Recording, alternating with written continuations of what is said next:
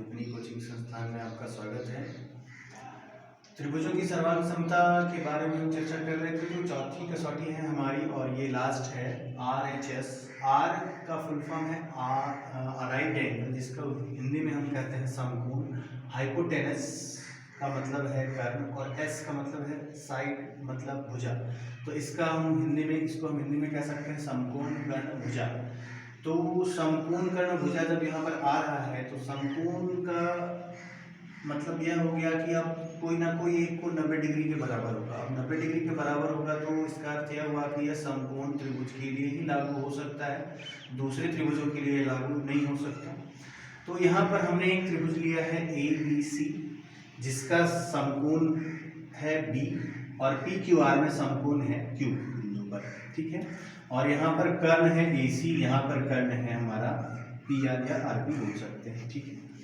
तो एक भुजा है यहाँ पर BC जिसका मान है 12, यहाँ पर एक भुजा है PQ जिसका मान है 12। तो इस यहाँ पर हम जानते हैं कि समकोण के सामने वाली भुजा हमेशा कर्ण कहलाती है और यहाँ पर भी ये भुजा PR कर्ण कहलाएगी। तो यहाँ पर आप देख सकते हैं एक कर्ण, एक समकोण और एक भुजा बराबर है, तो मतलब हम फिर RHS कह सकते हैं इसे। अब जानते हैं कि लिखेंगे कैसे, क्योंकि लिखना ही हमारा सही रूप से लिखना ज़्यादा अच्छा होता है। B बराबर Q, B बराबर Q मीन्स ये दोनों क्या है, समकोण है, हमने ब्रैकेट में R लिखा है। AC बराबर PR, ये दोनों क्या हैं, दोनों त्रिभुजों के कर्ण है। AC त्रिभुज ABC का कर्ण है, PR त्रिभुज PQR का कर्ण है, इसलिए हमने ब्रैकेट में H लिखा है।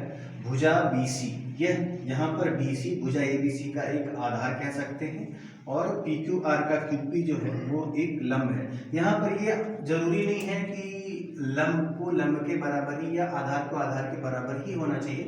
कोई भुजा यहाँ पर जो आधार का काम कर रही है वो दूसरे में लंब का काम कर सकते हैं, मतलब दोनों बराबर हो सकते हैं, तो उससे कोई भी फर्क नहीं पड़ता कि लंब लंब ही बराबर होना चाहिए, ठीक है। तो इसलिए मैंने जानबूझ के ऐसा लिखा है ताकि थोड़ा सा डिफिकल्ट चीजें अगर आप समझ जाओगे तो आसान चीजें और आसान हो जाती हैं। तो अगर हम लिखने की बात करें तो हम ऐसा लिखेंगे कि जिससे एक बार में हमारा परफेक्ट हो जाए, क्योंकि हमारा प्रयास वही होना चाहिए।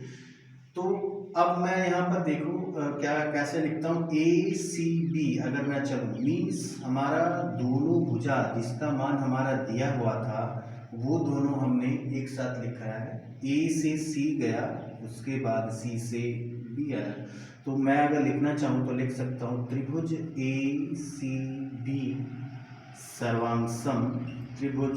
अब मैं दूसरे पे चलता हूँ, मीन्स दोनों भुजाएं जो दी हुई हैं उसके अनुसार हमें चलना है। हम A से C गए हैं और यहाँ पर देखो दोनों भुजा यहाँ पर दी हुई है, मीन्स अगर हम R से P चलें और फिर P से Q चलें तो ज़्यादा सुटेबल होगा।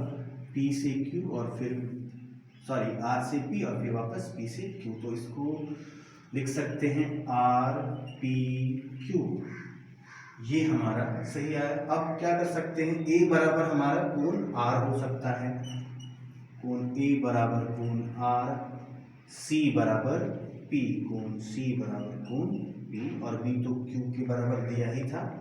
अगर भुजाओं की बात करें तो AC और BC दोनों हमें पता है, AC और BC। बचा हमारा AB। AB को अगर मैं ऐसे लिख रहा हूँ मीन्स A यहाँ पर पहला लेटर है और B तीसरा लेटर है और यहाँ पर R पहला लेटर है और Q तीसरा लेटर है, तो मैं लिख सकता हूँ RQ। इस तरह से हमारा सही लिखा भी गया और हमने अच्छे से समझ लिया। अगर इस चैप्टर से संबंधित कोई भी क्वेश्चन हो, सवाल हो तो आप कमेंट में बता सकते हैं। आप चैप्टर का प्रश्नावली का संख्या, उसका क्वेश्चन नंबर लिख के डाल सकते हो और अगर संभव हो तो आप टाइप भी कर सकते हो, जैसा आपको ठीक लगे। मैं कोशिश करूँगा उसका वीडियो जल्द से जल्द डालने का, ठीक है। तो वीडियो देखने के लिए बहुत बहुत धन्यवाद। हमारे प्ले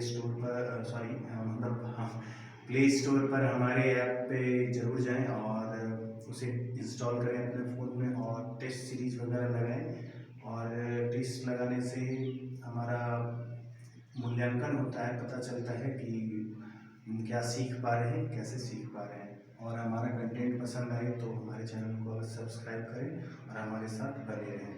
वीडियो देखने के लिए फिर से आपका बहुत बहुत